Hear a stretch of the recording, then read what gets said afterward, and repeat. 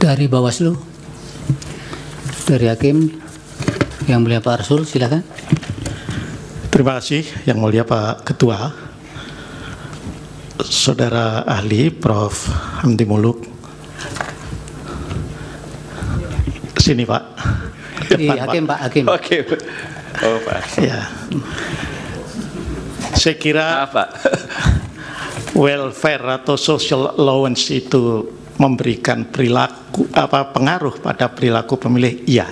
Pertanyaan saya, dan itu tadi tergambar dari studi-studi yang ahli paparkan tadi. Pertanyaan saya adalah, apakah itu menjadi faktor yang dominan ya pada perilaku pemilih dalam menentukan pilihan? Tidak adakah faktor lain yang bisa juga bahkan lebih dominan, ya, seperti misalnya faktor kepuasan terhadap pemerintahan, ya, yang kemudian berefek pada calon yang dipersepsikan sebagai penerus pemerintahan. Saya mohon klarifikasi dari ahli. Terima kasih. Silakan, Prof. Penny. Terima kasih Pak Ketua. Prof. Hamdi. Ya, jangan ke sana, Siap, Yang Pak. Mulia. Pak. Ya, ini terkait dengan studi yang tadi Prof sampaikan, ya. Ada pertanyaan saya adalah sejauh mana sesungguhnya peran parlemen itu melakukan kontrol terhadap klientelisme itu. Ya, apakah ini yang saudara studi itu sebetulnya merupakan fenomena yang cenderung ada di negara-negara yang sedang berkembang, ataukah juga termasuk di negara manapun yang terkait dengan tadi teori klientelisme itu? Ya, tolong dijelaskan. Terima kasih. Baik, silakan Pak Hamdi, bisa singkat-singkat jawabannya. Oke, terima kasih Yang Mulia. Saya mulai dulu dari tadi Bang Mulia. Jadi tadi ini contoh, ini masalahnya sekarang ini state ya. Jadi saya kira patron klien dalam konteks Indonesia juga bisa bertransformasi menjadi patronnya itu adalah state. Karena saya ingat studi bahwa misalnya mengatakan politik Indonesia ini seperti politik negara teater gitu loh. Jadi raja itu, bahkan presiden itu dianggap seperti raja, seperti sosok patron gitu loh. Jadi sedemikian sentralnya posisi. Nah, kita menganut presidensialisme yang posisi kepala negara itu memang seluruhnya. Dia kepala negara, dia kepala pemerintahan, dia mungkin tokoh yang panutan dan seluruhnya patron. Jadi sangat mungkin bahwa mekanismenya hampir sama dengan yang kita amati patron kalian dalam konteks di adat. Jadi itu mungkin yang juga bisa memperkuat misalnya keyakinan bahwa sedikit banyak faktor ketokohan dari Presiden Jokowi mungkin turut mendorong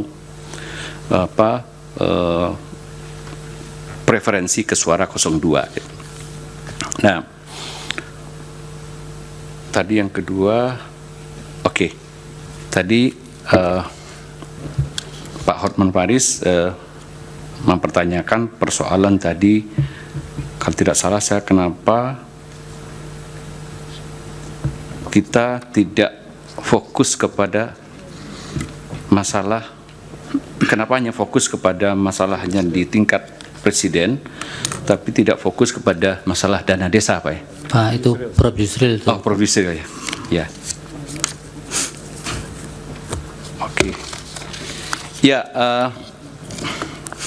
memang kami tidak punya data gitu, Prof. Yusril, sampai ke tingkat desa, karena kami tidak melakukan studi yang langsung ke data empiris di Indonesia karena keterbatasan waktu dan dana juga. Kami hanya memang mencari hukum-hukum yang umum, yang universal, berlaku di seluruh negara tentang masalah ini. Apakah memang politisasi bansos ini bisa berdampak kepada voting behavior? Nah, kami tentu tidak memperhitungkan faktor-faktor kompleksitas di tingkat lokal, tapi mungkin. Nah, di kita memang unik gitu loh, antara kontestasi antar paslon itu tidak selalu ajak masalah incumbency dan challenger itu dari waktu ke waktu. Nah, kita tahu tuh sekarang seperti yang Profesor katakan, ini Muhaimin adalah bagian dari pemerintahan, partainya gitu ya. Adiknya Menteri Desa, tapi dia berada dalam kubu untuk pilpres yang berseberangan. Nah, itu juga mungkin berlaku untuk yang lain. Gitu. Ada kepala daerah juga tidak ekuivalen dengan pasangan paslon 1, 2, 3. Nah, memang kalau kita mau studinya detail betul, kita harus mengkonsider data-data ke tingkat yang lebih lokal itu. Tapi saya tidak punya data itu. Saya hanya punya data yang universal, menggambarkan fenomena ini. Nah, mungkin saya masuk ke Pak Horman tadi ya.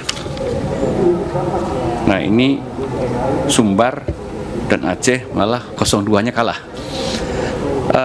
Begini, studi ini kan hanya memperlihatkan bahwa variansi atau sumber varian kalau dalam bahasa statistik yang mempengaruhi voting behavior dari faktor ketertarikan orang terhadap bansos itu 29%. Jadi masih ada 71%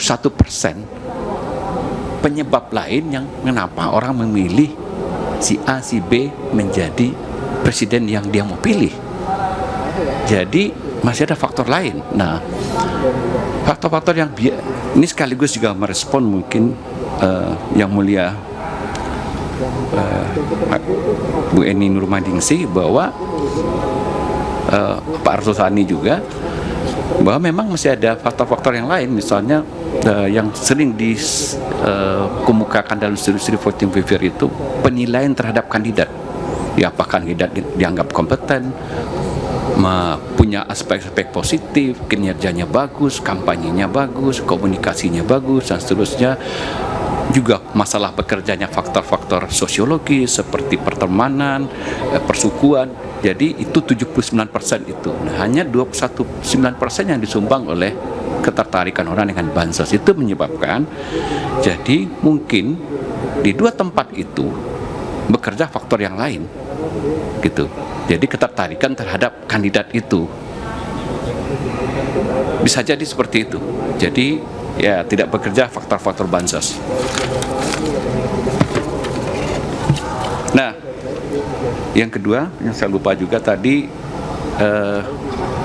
Bu Eni, Prof Eni bertanya apakah misalnya praktek klientelisme itu bisa juga terjadi di negara maju, tidak hanya di negara berkembang. Di negara maju memang banyak juga praktek-praktek pork barrel itu, yang bahkan sebenarnya di beberapa negara pemilihan itu adalah anggota parlemen yang mau maju lagi di tingkat lokal. Jadi di konteks kita tadi ditanyakan apakah misalnya bansos ini juga diawasi oleh parlemen. Kalau kita lihat itunya ya kan sudah ada persetujuan parlemen juga untuk alokasi bansos.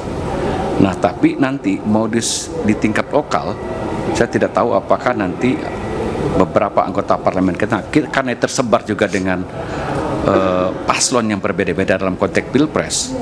Jadi anggota parlemen yang main juga dari tidak hanya dari paslon 1, 2, 3 juga melakukan faktor pork barrel untuk masalah legislatif.